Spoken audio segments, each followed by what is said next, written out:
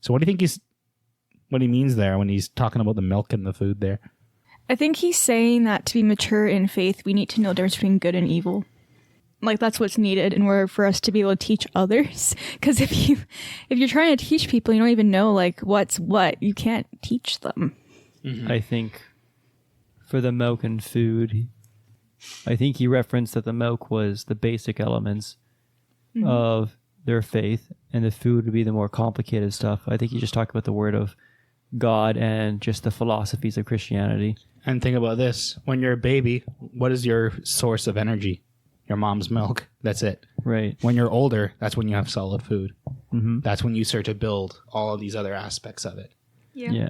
So he's when you have solid that you food. guys don't have the basics down, which is all he's talked about so far. The basics. Yeah. Jesus is God. Jesus is the Messiah, which stuff that we learned when we were kids, right? Mm-hmm. And you guys only have the basics down. You're not ready to hear the complicated questions about your faith and the complicated questions of life because you don't have the basics down yet. Mm-hmm. Mm-hmm.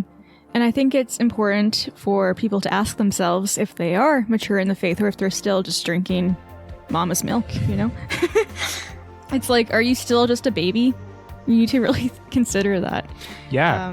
It's kind of a funny term, but it's true. Like, be spiritually mature. And to your point, like when you're older, you have solid food. That means that you're found. What the analogy is saying is, when you're older, you're found, and you keep staying obedient to God and following His laws and listening to Him and praying and worshiping God.